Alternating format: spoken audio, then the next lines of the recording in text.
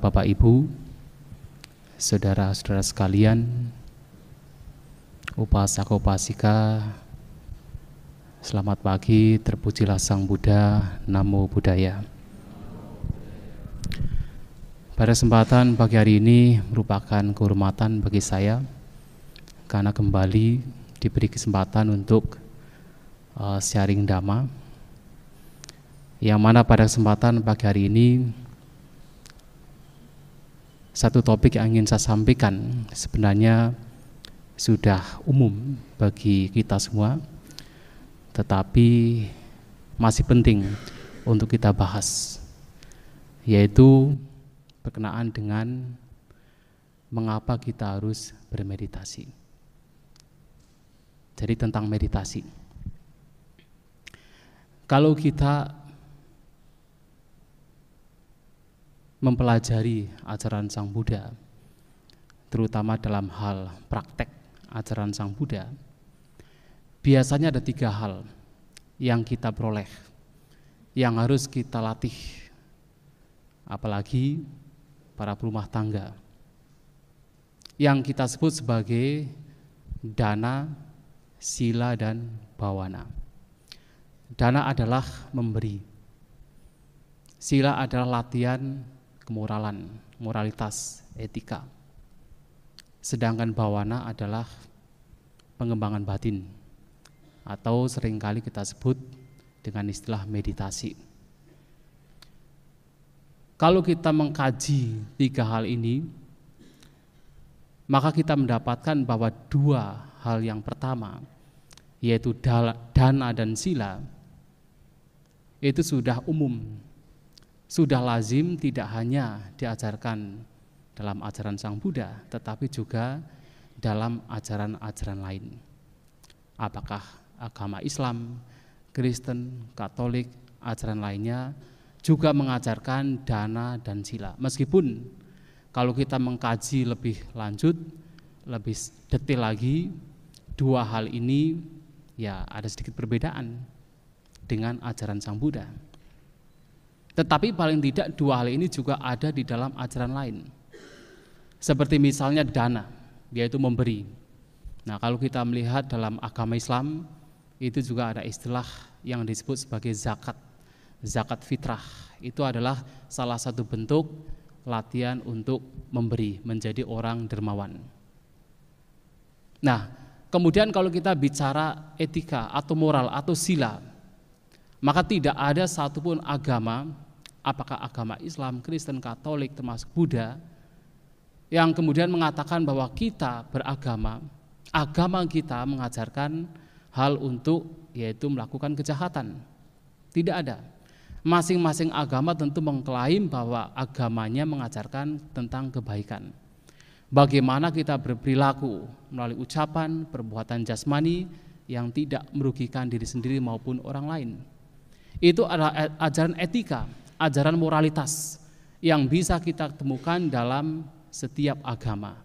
Meskipun tentu kalau kita mengkaji lebih dalam lagi, penjelasan sila juga sebenarnya berbeda antara agama Buddha dengan agama-agama lain. Tetapi paling tidak mereka juga mengajarkan tentang kemoralan. Setiap agama mengklaim mengajarkan tentang kemoralan. Jadi 2 hal yang pertama itu sebenarnya sudah lazim, sudah umum di setiap agama. Tetapi kalau kita bicara yang terakhir, yaitu bhawana, pengembangan batin ataupun meditasi, boleh dikatakan bahwa ajaran ini merupakan ajaran yang paling istimewa, yang paling berbeda, yang ada di dalam ajaran Sang Buddha. Jika kita bandingkan dengan ajaran agama-agama lain. Meskipun saat ini setiap agama, hampir semua agama mengklaim bahwa mereka juga mempunyai ajaran meditasi. Ya, salah satu contoh misalnya, ya kalau kita bicara agama, karena kita juga sudah terkadang bertemu dengan para pastor yang mengatakan mereka juga ada ajaran meditasi, yang dalam satu yaitu statement dalam Bible dikatakan, kalau kamu diam, kamu melihat Tuhan. itu adalah ajaran meditasi mereka. Ya silahkan, itu adalah analisa mereka. Tetapi kalau kita bandingkan dengan ajaran Sang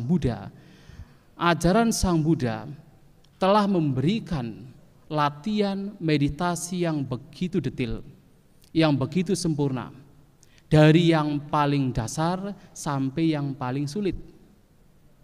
Cara-caranya sampai pada hasilnya itu betul-betul diajarkan dalam ajaran Sang Buddha, yang membedakan antara ajaran Sang Buddha dengan ajaran-ajaran lain.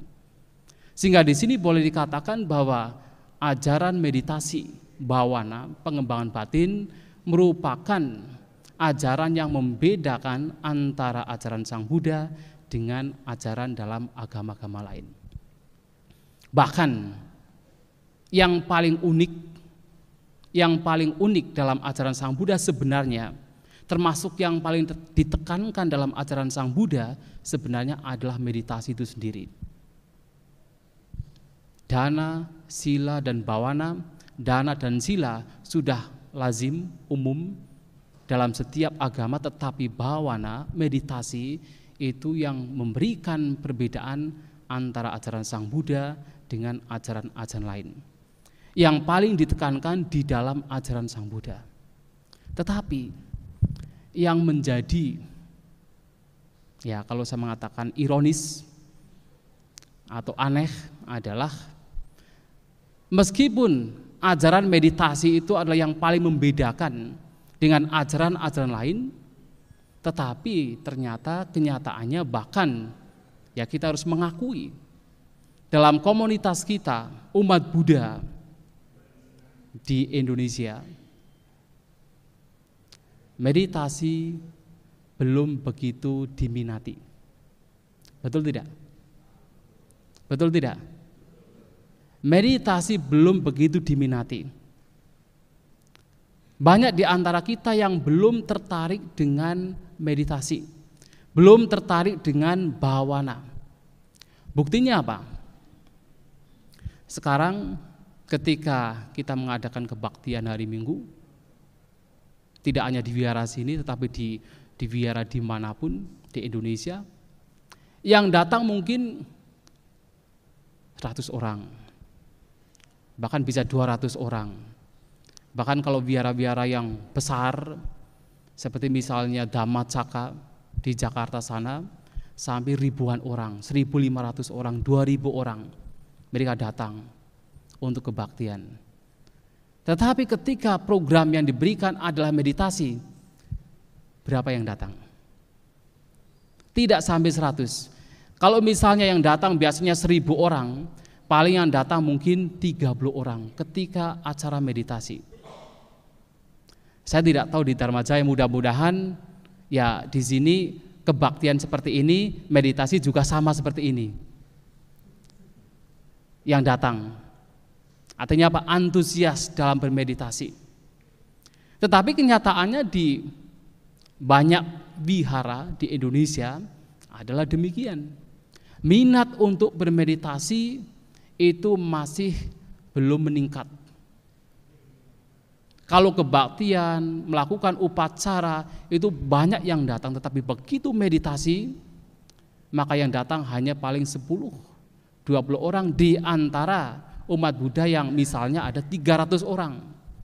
Artinya belum diminati, padahal meditasi merupakan ajaran yang membedakan antara ajaran Sang Buddha dengan ajaran-ajaran lainnya. Tetapi sampai saat ini minat meditasi, minat untuk melatih bawana itu belum meningkat, belum berkembang di antara umat Buddha di Indonesia. Padahal ini yang paling penting.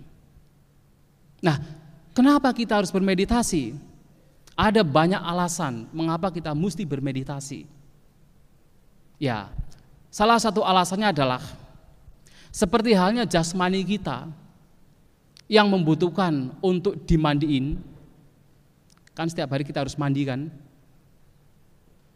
Kalau misalnya dalam 1 minggu, 2 minggu jasmani kita tidak dibersihkan, apa yang terjadi? Sangat bau, sangat kotor. Bahkan lebih bau, lebih kotor daripada kambing. Kalau kambing tidak mandi sampai setahun 2 tahun juga tidak masalah. Tapi kalau manusia tidak mandi 1 minggu saja, apalagi sampai 2 minggu sampai 1 bulan, itu sangat kotor. Nah, seperti halnya jasmani kita yang membutuhkan untuk dibersihkan supaya tidak kotor, supaya tidak bau, maka sebenarnya batin kita juga membersihkan untuk dibersihkan, membutuhkan untuk dibersihkan. Supaya batin kita tidak kotor, tidak menjadi bau, tidak ternoda. Jadi jasmani dan batin sebenarnya mempunyai karakteristik yang sama. Keduanya membutuhkan untuk dibersihkan. Nah, kalau kita tidak bermeditasi, kita tidak membersihkan batin kita, maka batin pun juga akan ternodai, akan menjadi kotor seperti halnya jasmani. Seperti halnya jasmani yang membutuhkan untuk beristirahat. Nah, jasmani kita membutuhkan istirahat. Jasmani kita tidak bisa digunakan untuk terus melakukan pekerjaan. Bahkan robot sekalipun kalau digunakan terus untuk bekerja itu juga menjadi rusak. Apalagi jasmani membutuhkan istirahat. Seperti halnya jasmani yang membutuhkan istirahat, batin kita juga sebenarnya membutuhkan istirahat. Batin kita juga membutuhkan untuk hening, untuk diam, untuk istirahat. Nah, batin yang diam, batin yang hening, batin yang beristirahat hanya didapatkan pada saat seseorang bermeditasi. Nah, tetapi anehnya, ketika orang mendengar meditasi, terkadang bukan dia menjadi beristirahat, tetapi justru menjadi tegang. Kan ada banyak kan, ketika mau ikut meditasi, kalau ikut dengan kemauan sendiri masih mending. Tapi kalau ikut karena ikut-ikutan, atau ikut karena program tertentu yang memang harus ikut, maka begitu mendengar meditasi sudah tegang duluan, sudah menjadi trauma, sudah menjadi seperti capek sekali. Sehingga pada saat bermeditasi kelihatan kita melihat meditasi bukannya menjadi rileks, bukannya menjadi beristirahat, menjadi tenang, tetapi justru menjadi tegang, menjadi depresi, menjadi stres. Padahal meditasi adalah cara untuk memberikan istirahat kepada batin kita. Jadi seperti halnya jasmani yang membutuhkan istirahat, batin juga membutuhkan istirahat. Dan itu diperoleh ketika seseorang bermeditasi.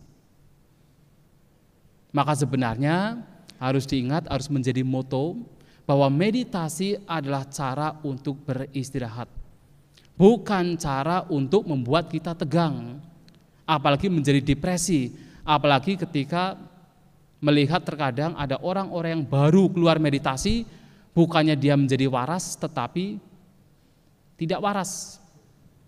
Ada juga yang demikian. Kenapa? Karena salah bermeditasi. Bermeditasi bukan membuat batin rileks, tetapi justru terus berpikir dan berpikir, ingin mencapai kekuatan gaib lah, ingin supaya melihat hantu lah, begitu kan, ingin supaya mencapai jana. Kalau itu pun juga menjadi sebuah bentuk pemikiran, batin tidak beristirahat. Artinya apa? Stres, depresi, bahkan kalau salah-salah menjadi gila. Nah, itu artinya meditasi yang salah. Padahal meditasi adalah untuk membuat batin beristirahat. Nah, seperti halnya jasmani yang butuh istirahat, batin kita juga butuh istirahat. Dan itu bisa didapat dengan bermeditasi. Dan juga seperti halnya jasmani yang membutuhkan nutrisi, membutuhkan gizi, membutuhkan vitamin makanan untuk melangsungkan kehidupannya supaya menjadi sehat, maka batin kita juga membutuhkan nutrisi. Nutrisi dari batin kita adalah kualitas-kualitas batin yang positif. Apakah itu keyakinan, semangat, perhatian, konsentrasi, kebijaksanaan, itu adalah kualitas-kualitas batin yang dibutuhkan oleh batin itu sendiri. Dan itu semua akan diperoleh pada saat seseorang melatih batinnya, pada saat seseorang melatih meditasi. Nah, seperti halnya jasmani butuh nutrisi, tiap hari kita harus makan. Kalau kita tidak makan 3 hari saja, sudah menjadi lemas. Demikian pula kalau batin kita tidak diberi nutrisi yang baik, tidak diberi vitamin yang baik, maka batin ini sendiri juga menjadi rusak, menjadi lemah, menjadi rentan, tidak kuat, tidak ada kesabaran, terus mengeluh, terus depresi, karena tidak ada nutrisi yang baik. Dan meditasi adalah cara agar batin kita mendapatkan nutrisi yang baik. Kesabaran, perhatian, konsentrasi, kebijaksanaan, kualitas-kualitas batin yang baik bisa diperoleh dengan seseorang bermeditasi. Dan juga seperti halnya jasmani kita. Jadi kita menggunakan analogi jasmani ya, disamakan dengan batin. Seperti halnya jasmani kita yang membutuhkan skill tertentu, keterampilan tertentu. Apakah keterampilan kalau seorang petani harus punya keterampilan untuk mencangkul? Kalau tidak bisa mencangkul, bagaimana dia bisa menjadi petani? Atau seorang yaitu arsitek harus punya keterampilan untuk menggambar, menghitung? Seperti halnya kita, jasmani kita membutuhkan keterampilan tertentu agar bisa hidup, melangsungkan hidup, untuk mendapatkan pekerjaan, mendapatkan job, mendapatkan uang. Demikian pula sebenarnya pikiran kita, batin kita juga membutuhkan keterampilan. Tetapi tentu keterampilan yang dimaksud adalah keterampilan yang positif. Jasmani juga punya keterampilan yang negatif. Salah satunya adalah keterampilan mencopet. Mencopet itu keterampilan. Itu dibutuhkan sebuah keahlian. Kalau orang bisa terampil mencopet, dia bisa sukses. Bisa sukses.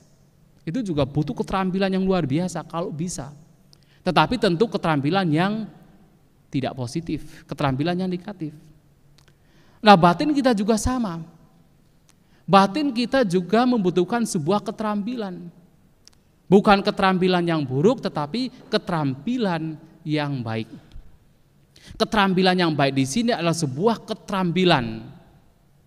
Satu contoh adalah ada istilah sadindriya, indra keyakinan. Mata kita, kenapa dikatakan cakundriya atau indra mata? Karena mata kita itu terampil sekali, terampil untuk melihat. Maka disebut sebagai cakundriya, caku indriya. Ternyata yang bisa dikembangkan menjadi sebuah skill, menjadi sebuah keterampilan tidak hanya mata, tidak hanya telinga, tidak hanya hidung, tidak hanya 6 indera kita, bahkan seperti keyakinan, seperti konsentrasi, itu juga menjadi bentuk keterampilan kalau itu dikembangkan. Itu dibutuhkan oleh pikiran kita, batin kita, terampil di dalam hal-hal yang positif. Yang kalau dalam bahasa Pali sering juga disebut kusala, terampil, keterampilan. Nah, ada, kalau mungkin Bapak Ibu Saudara sekalian pernah meskipun sedikit belajar psikologi, mungkin pernah mendengar bahwa sebenarnya perilaku kita, ucapan, perbuatan, dan pikiran kita 99% itu bermula atau berakar dari yang disebut sebagai unconscious mind atau pikiran bawah sadar. Kalau dulu dikatakan 95%, tetapi riset terakhir mengatakan 99% sebenarnya yang mengawali segala bentuk perbuatan kita.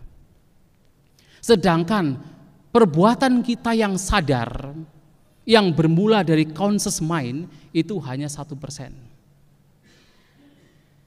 Bagaimana kita membedakan ini perbuatan yang berawal atau berakar dari conscious mind dan unconscious mind? Yang conscious mind adalah perbuatan yang biasanya muncul dari seperti insting, refleks, atau gampangnya untuk membedakan adalah ketika seseorang memainkan piano, dia sudah terampil dalam memainkan piano. Sebenarnya pada saat dia sudah terampil dalam memainkan piano, di situ pikiran bawah sadar yang kebanyakan bermain di situ. Tetapi begitu dia sadar terhadap jari-jarinya, dia tidak bisa bermain. Maksud tidak? Kalau dia membebaskan pikirannya, asal yang penting main saja, dia bisa bermain. Tetapi begitu dia mulai mengamati, sadar dengan gerakan tangannya, gerakan jarinya, dia lupa untuk main. Artinya apa? Ketika dia main, itu 99% itu adalah unconscious, pikiran bawah sadar yang bermain. Tapi begitu dia sadar, dia tidak bisa bermain. Ketika dia sadar. Atau ada satu cerita, dua binatang, kelabang dengan katak. Pernah melihat kelabang kan? Kelabang itu adalah, kalau dalam bahasa Pali itu namanya Satta Padi. Dalam Kanda Parita ada Satta Padi, itu kelabang. Kenapa Satta Padi? Karena mempunyai, Satta itu 100, Padi itu adalah makhluk yang punya kaki 100. Karena kakinya banyak. Kita tidak tahu berapa kakinya, tapi 100 kaki itu, makanya kelabang. Kemudian ada katak. Sebenarnya kelabang ini sudah sangat berbahagia ketika dia berjalan, enjoy, bahagia ketika dia berjalan. Tetapi suatu kali katak itu datang dan bertanya, "Wahai kelabang, sebenarnya dari 100 kaki ini, kaki mana yang berjalan dulu? Kaki mana yang jalan nomor 2, ketiga, kaki mana yang berjalan terakhir?" Begitu dia ditanya demikian, dia mulai berpikir, mana ya kaki saya yang berjalan dulu? Yang tadinya bahagia ketika berjalan, dia tidak bisa berjalan. Ketika berpikir, kaki mana dulu yang berjalan? Ketika berpikir, kaki yang lainnya mana yang berjalan? Tidak bisa berjalan. Artinya apa? Ketika ada kesadaran, dikatakan dalam psikologi, itu membuat seseorang itu diam, sadar. Tetapi segala perbuatan kita kebanyakan muncul dari bawah sadar. Begitu sadar, maka perbuatan biasanya akan melambat. Nah, yang penting dari pelajaran ini adalah dikatakan pula bahwa perbuatan 99% perbuatan yang muncul dari pikiran bawah sadar itu juga dipengaruhi oleh perilaku seseorang yang menjadi sebuah kebiasaan. Kalau kita terbiasa melakukan sesuatu dan itu menjadi habit, menjadi sebuah kebiasaan, biasanya kebiasaan itu menjadi kegiatan atau perilaku yang muncul dari bawah sadar. Nah, contohnya adalah Bapak Ibu Saudara sekalian, pada saat awal mula belajar membaca parita, itu kan sulit sekali kan? Harus kata per kata diingat, sadar sekali, waktu itu sadar sekali, kata per kata diingat. Tetapi begitu menjadi terampil membaca parita, bahkan sambil melambun pun ucapan akan terus keluar.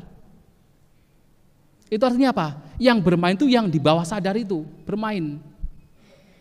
Dari kebiasaan itulah menjadi perbuatan yang muncul dari bawah sadar. Atau gampangnya seperti sekarang kita menulis, pada awal mula kita melatih menulis, itu sulit sekali. Per huruf, kemudian dieja, PA, PA, DA, DADA, PADA begitu, dieja satu persatu, sulit sekali. Tetapi begitu menjadi terampil, bahkan menulis pun sambil melihat ke sana kemari, kita bisa menulis.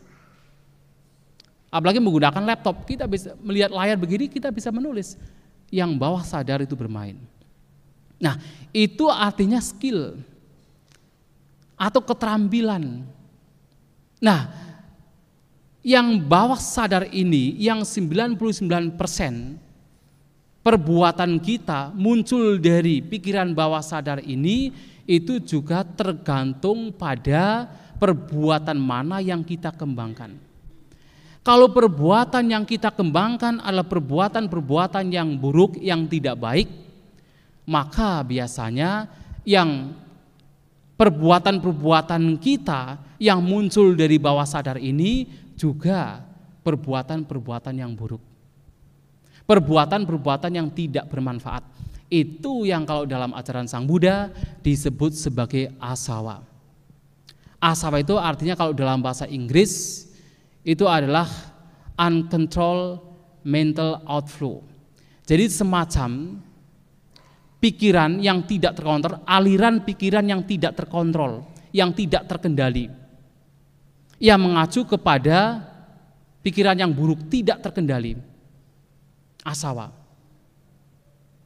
Nah, kalau kemudian perbuatan-perbuatan yang kita lakukan merupakan perbuatan yang baik, yang bermanfaat, maka nantinya yang menjadi kebiasaan dari perbuatan kita yang bisa muncul dari, yaitu unconscious mind dalam konteks psikologi, bukan konteks Buddhis, itu adalah juga perbuatan-perbuatan yang baik, yang kita kenal sebagai kusala, skill, keterampilan, sebuah keterampilan yang baik. Nah, di sini yang menjadi penting di sini adalah meditasi atau pengembangan batin. Di sini adalah sebuah perbuatan yang akan membentuk sebuah perilaku, akan membentuk sebuah kebiasaan yang bermanfaat, atau membentuk sebuah perbuatan yang muncul dari unconscious mind tetapi yang bermanfaat, yang baik. Nah, inilah pentingnya kita bermeditasi. Kita bermeditasi supaya apapun yang kita lakukan, kebiasaan-kebiasaan yang kita lakukan merupakan kebiasaan yang baik. Tapi kalau kita tidak bermeditasi, yang kita kembangkan adalah hal-hal yang buruk, maka apapun kebiasaan yang muncul dalam perbuatan kita, tanpa kita sadari, sudah menjadi refleks, sudah menjadi insting, adalah perbuatan-perbuatan yang buruk. Dan itu akan menjadi sebuah kecenderungan yang akan dibawa tidak hanya dalam kelahiran sekarang, tetapi dalam kelahiran yang akan datang. Nah, tetapi kalau kebiasaan yang baik ini dikembangkan menjadi sebuah kusala, menjadi sebuah skill yang baik ini dikembangkan, maka ini pun kecenderungan yang baik ini juga akan dibawa bermanfaat tidak dalam kehidupan sekarang saja, tetapi dalam kehidupan yang akan datang. Inilah pentingnya meditasi. Sehingga meditasi itu harus dilakukan. Lantas, apa yang mesti kita lakukan dalam bermeditasi? Sebenarnya, kunci dari meditasi adalah sebenarnya kita sadar setiap saat. Kunci dari meditasi adalah kita memiliki perhatian, memiliki kewaspadaan yang dalam bahasa Pali adalah sati. Setiap saat, setiap waktu, sadar, waspada, setiap saat, setiap waktu. Apakah kita berjalan, kita duduk, kita berbaring, kita melakukan aktivitas lainnya, semua kita lakukan dengan penuh perhatian, dengan penuh kewaspadaan. Itu adalah meditasi. Nah, sekarang kita berpikir umumnya, bahkan kita umat Buddha berpikir bahwa meditasi itu kan kalau kita sedang duduk bersila dengan mata terpejam, itu baru meditasi. Memang itu meditasi, itu adalah meditasi, tetapi itu adalah hanya satu bagian dari meditasi. Sedangkan meditasi dalam ajaran Sang Buddha adalah bentuk latihan yang meliputi semua aspek perilaku. Apakah kita sedang berjalan, duduk, berbaring, kita sedang berbicara, atau kita sedang diam, selama kita sadar, itu adalah meditasi. Kenapa? Kenapa kita mesti sadar setiap saat, setiap waktu? Itu disebabkan karena kotoran batin kita itu akan muncul juga setiap saat, setiap waktu. Kotoran batin tidak hanya muncul pada saat kita duduk mata terpejam, tidak hanya demikian. Pada saat kita melihat juga bisa muncul kotoran batin. Bahkan seringkali muncul pada saat kita melihat. Pada saat kita mendengar juga muncul kotoran batin. Kita mendengar ucapan atau suara yang tidak menyenangkan, muncul kebencian. Begitu kita mendengar suara yang menyenangkan, muncul kemelekatan, keserakahan. Itu adalah kotoran batin. Pada saat kita makan, mencicipi makanan, pada saat kita bersentuhan, pada saat kita berpikir, semua di situ bisa memunculkan kotoran batin. Dalam segala aktivitas yang kita lakukan, di situ sangat memungkinkan untuk muncul kotoran batin. Maka inilah pentingnya mengapa kita harus sadar setiap saat. Harus waspada setiap saat. Sehingga dengan kita sadar waspada setiap saat, maka ketika kotoran batin muncul, kita tahu kemunculan kotoran batin demikian. Ketika kita tahu kotoran batin muncul, kita akan ada upaya untuk melepaskan, melenyapkan kotoran batin. Tetapi kunci pertama adalah kita harus waspada, harus sadar setiap saat. Tidak hanya pada saat kita duduk dengan mata terpejam, kaki bersila. Tetapi setiap saat, setiap waktu kita sadar, waspada, melihat batin kita. Itu adalah bawana, itu adalah meditasi. Hanya saja karena perhatian kita, kewaspadaan kita atau sati kita itu juga sulit untuk kita kembangkan, sulit untuk kita pertahankan. Karena pikiran kita begitu liar sehingga sulit sekali untuk mempertahankan, maka kita juga membutuhkan media. Media supaya batin kita menjadi tenang, media supaya kewaspadaan perhatian kita menjadi berfungsi. Medianya apa? Medianya adalah dengan menggunakan objek. Objek meditasi itu sendiri. Supaya perhatian kita menjadi berfungsi, supaya batin kita tidak berkeliaran terus, supaya kita bisa sadar setiap saat, setiap momen di sini sekarang terhadap apapun yang sedang kita lakukan, maka kita membutuhkan media. Medianya adalah objek meditasi. Ini diumpamakan seperti apa? Seperti halnya kalau seseorang ingin menjinakkan seekor sapi yang liar, apa yang harus dia lakukan? Supaya sapi yang begitu liar menjadi jinak, apa yang mesti dia lakukan? Dia harus mengikat sapi itu kepada tiang. Harus diikat.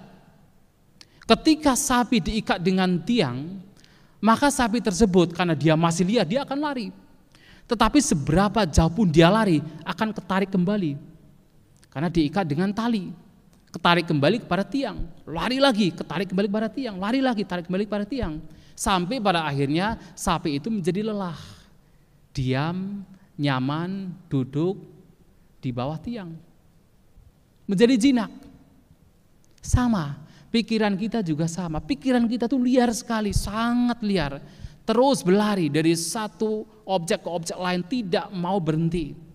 Nah, supaya pikiran kita menjadi jinak, maka dibutuhkan yaitu tali perhatian dan tiang objek. Sekali lagi, tali perhatian dan tiang objek. Ibaratnya pikiran kita itu seperti sapi liar. Tali itu seperti adalah perhatian, kewaspadaan, objek itu seperti tiang. Artinya apa? Satu contoh adalah pada saat kita duduk bermeditasi. Supaya kita bisa diam, objek apa yang mudah sekali kita perhatikan pada saat kita duduk bermeditasi? Contohnya adalah nafas. Biasanya kan nafas yang paling mudah untuk kita perhatikan. Nah, nafas di sini adalah tiang objek. Kewaspadaan kita atau sati kita adalah talinya. Pikirannya mengembara adalah sapi yang begitu liar. Artinya apa?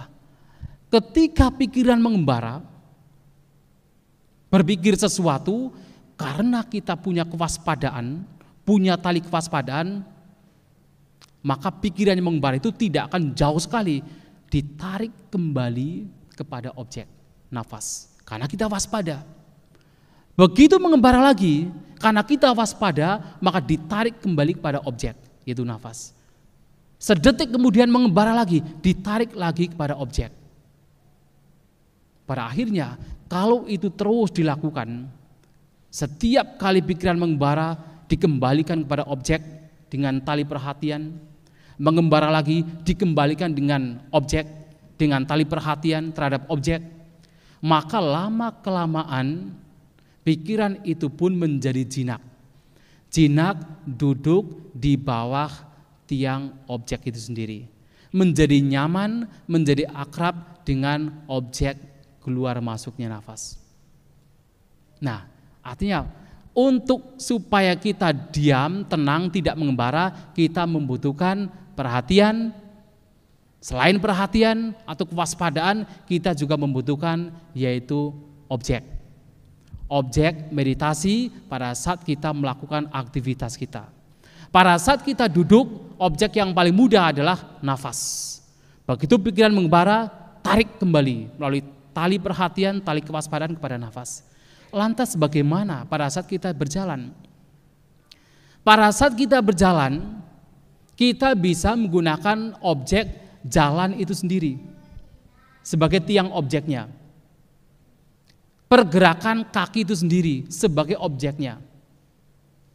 Sebenarnya sekedar sadar terhadap jalan itu sudah cukup, tetapi terkadang sulit. Maka banyak guru meditasi kemudian menganjurkan pada saat berjalan, arahkan pikiran melalui tali perhatian dengan yaitu objek perasaan di telapak kaki. Jadi sambil berjalan kita merasakan objek perasaan di telapak kaki. Kalau itu sulit, mudah. Hanya sadar setiap langkah saja. Kanan, kiri, kanan, kiri, kanan, kiri. Batin mengembara, kita kembalikan lagi kepada kaki, kanan, kiri, kanan, kiri. Itu adalah latihan supaya batin kita mempunyai habit yang baik. Mempunyai kebiasaan yang baik. Supaya batin kita menjadi tenang, menjadi beristirahat, tidak mengembara. Mengisi batin kita dengan kualitas-kualitas yang baik.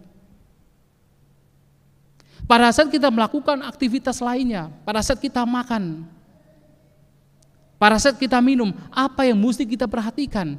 Apapun yang pada saat itu menjadi aktivitas kita, itu yang diperhatikan. Pada saat kita makan, kita perhatikan ketika mengambil makanan, ketika memasukkan makanan, ketika kita mengunyah makanan, ketika kita menelan makanan, itu yang menjadi objek perhatian. Ketika batin mengembara, kita kembalikan kepada aktivitas yang sedang kita lakukan. Memang sulit, karena pikiran kita sudah terbiasa mengembara. Pikiran kita sudah seperti sapi liar yang sulit untuk dijinakan, tetapi bukan berarti hal itu sesuatu yang mustahil. Nah, kalau dengan cara itu dilakukan terus-menerus setiap saat, setiap waktu, tidak hanya pada saat kita duduk, tetapi segala aktivitas kita sadar, kita melatih kewaspadaan, maka kotoran batin yang muncul tidak akan mudah menguasai pikiran kita. Karena begitu itu muncul, begitu gejolak batin itu muncul, kotoran batin itu muncul, kita mudah mendeteksi. Oh, ternyata kebencian sedang menguasai pikiran saya. Lihat, sadari, rileks, kebencian lenyap. Kalau tidak puas dengan itu, renungkan berbagai macam perenungan dhamma untuk melepaskan kebencian. Bisa dilakukan. Pada saat melihat, mendengar, mencium, melakukan aktivitas apapun, kebencian muncul, sadari, lepaskan. Muncul lagi, sadari, lepaskan. Itu yang mesti kita lakukan. Nah, ketika bermeditasi kita akan menghadapi berbagai macam rintangan, hambatan yang akan muncul. Yang kalau Sang Buddha mengatakan secara umum ada 5 rintangan batin yang akan dan harus kita hadapi pada saat kita bermeditasi. Nah, 5 rintangan batin ini sebenarnya tidak hanya muncul pada saat kita duduk bermeditasi, tetapi muncul setiap saat, setiap waktu. Apakah berjalan, berdiri, duduk, berbaring, melihat, mendengar, mencium, berbicara atau diam, 5 rintangan batin ini akan muncul dan harus kita hadapi. Apa 5 rintangan batin? Kamacanda, kesenangan indrawi, menginginkan sebuah yaitu kenikmatan-kenikmatan indrawi. Itu tidak hanya muncul pada saat kita duduk bermeditasi. Pada saat kita melihat pun itu bisa muncul. Ya gampangnya adalah, ya misalnya ini hanya contoh saja. Pada saat duduk bermeditasi memang itu muncul. Misalnya ingat misalnya sebagai perumah tangga yang sudah menikah misalnya ya, itu ingat kecantikan istri orang lain. Muncullah nafsu ragawi. Pernah tidak mengalami demikian? Pernah tidak? Ngaku saja. Itu bisa muncul, hal yang wajar, itu sangat wajar dan bisa muncul. Tetapi apakah itu muncul hanya pada saat kita duduk bermeditasi? Tidak. Bahkan itu bisa muncul seringkali pada saat mata melihat. Melihat istri orang lain, melihat wanita lain yang bukan istrinya, muncul nafsu ragawi. Artinya apa? Kotoran batin. Dan itu akan berkembang kalau kita tidak memiliki kewaspadaan. Kita tidak memiliki sati. Tetapi begitu kita mengembangkan sati kita waspada, kita punya perhatian, ketika itu muncul, kita tahu, oh ada kotoran batin. Pada saat mendengar juga sama, hal itu juga bisa muncul. Tidak hanya pada saat kita duduk. Muncul nafsu ragawi, muncul keinginan untuk menikmati kesenangan indrawi, itu bisa muncul. Maka disinilah dibutuhkan kewaspadaan, perhatian setiap saat, setiap waktu. Tidak hanya pada saat kita duduk bersila dengan mata terpejam. Selain yaitu kamacanda atau keinginan untuk menikmati kesenangan indrawi, juga ada vyapada. Vyapada artinya kebalikan dari kamacanda. Kalau kamacanda ingin menikmati, kalau vyapada adalah kebencian, penolakan, ketidaksukaan, dendam, iri hati, cemburu. Itu juga bisa muncul setiap saat, setiap waktu. Tidak hanya pada saat kita duduk bermeditasi, setiap saat bisa muncul. Itulah kenapa kita membutuhkan kewaspadaan. Ketika mereka muncul, kita tahu kemunculannya. Sehingga batin tidak dikuasai oleh kebencian. Dan juga rintangan batin yang sering kali mengganggu pada saat kita melatih batin kita adalah kemalasan, rasa ngantuk. Dan itu muncul tidak hanya pada saat duduk bermeditasi. Pada saat kita melakukan aktivitas lain juga itu bisa muncul. Malas, ngantuk. Itu yang sering mengganggu pikiran kita. Malas untuk datang ke wihara, malas untuk bermeditasi, malas untuk bekerja, itu adalah rintangan batin. Dan juga uddaca kukuca. Kalau tadi adalah kemalasan, nah uddaca kukuca kebalikannya. Itu overaktif. Jadi terlalu aktif, pikirannya terlalu aktif, tidak mau diam, tidak mau beristirahat, batin terus mengembara, batin terus berpikir, itu juga kotoran batin. Dan itu muncul setiap saat, setiap waktu. Maka disinilah dibutuhkan kewaspadaan. Ketika itu muncul, itu tidak bisa tidak menjadikan kita menjadi stres, depresi, karena segera terdeteksi oleh kewaspadaan kita. Nah, rintangan batin lain adalah wicikica atau keraguan-raguan. Itu juga sering kali muncul. Apalagi di sini tentu ragu-ragu tentang dhamma itu sendiri. Ragu-ragu tentang praktek dhamma itu sendiri. Tentang meditasi itu sendiri. Apalagi sudah bermeditasi selama bertahun-tahun, tetapi kok batin tidak berkembang. Tidak mencapai jhana misalnya, muncullah keraguan. Bagaimana bisa berkembang kalau meditasinya hanya 1 minggu 1 kali? Kalaupun 1 tahun ya memang sulit. 1 minggu hanya 1 jam duduk bermeditasi, kemudian selama 1 minggu itu berapa puluh jam? 24 kali 7 jam berapa jam? Itu digunakan pikiran mengembara. Pikiran tidak terjaga, pikiran tidak terkontrol, tidak ada perhatian, tidak ada kewaspadaan. Bagaimana batin bisa berkembang? Nah, oleh karena itu kita harus memiliki kewaspadaan setiap saat, setiap waktu. Tidak hanya pada saat kita duduk bermeditasi. Keraguan-raguan demikian itu akan muncul pada batin kita saat kita berupaya mengembangkan batin kita. Tetapi kita harus punya moto. Selama apa yang kita lakukan sesuai dengan Dhamma, sesuai dengan ajaran Sang Buddha. Selama apa yang kita lakukan adalah tidak membiarkan batin kita dikuasai kotoran batin, tetapi berupaya untuk mengembangkan kualitas-kualitas batin yang positif, maka apapun yang kita lakukan adalah benar. Apapun yang kita lakukan pasti bermanfaat. Keraguan-raguan harus kita tinggalkan. Nah, 5 hal ini akan kita hadapi saat kita mulai melatih meditasi. Pada saat kita tidak mengembangkan batin, tidak peduli dengan batin kita, 5 rintangan batin ini akan muncul, bahkan lebih hebat lagi munculnya. Hanya saja umumnya tidak terdeteksi. Hanya saja umumnya tidak peduli apakah batin dikuasai oleh rintangan batin ataukah tidak. Tetapi begitu kita mulai untuk mengembangkan batin kita, mulai sadar, mulai waspada, mulai mengembangkan perhatian, maka 5 rintangan batin ini akan muncul dengan jelas. Kita mulai peduli, kita mulai tahu, oh ternyata pikiran saya begitu kotor. Ternyata pikiran saya memang harus dibersihkan. Kita mulai melihat kotoran batin kita sendiri.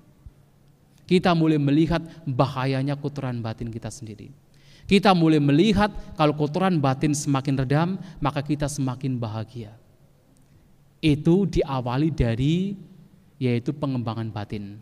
Diawali dari bhawana yang menjadi inti ajaran Sang Buddha, yang menjadi penekanan apa yang diajarkan Sang Buddha.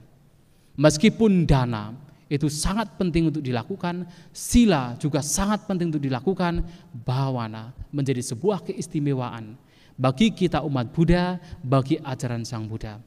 Oleh karena itu, anjuran saya adalah kita telah menjadi umat Buddha, kita telah mengakui ajaran Sang Buddha sebagai kebenaran, sebagai jalan hidup kita, maka kita tentunya harus melatih, mengembangkan batin kita sesuai dengan ajaran Sang Buddha, yaitu melatih bhawana itu sendiri, melatih meditasi itu sendiri, meditasi yang tidak hanya dipraktekkan, dikembangkan pada saat kita duduk bersila mata terpejam, tetapi juga meditasi setiap saat, setiap waktu melatih kesadaran kita, waspada terhadap batin kita, mewaspadai setiap kotoran batin yang muncul.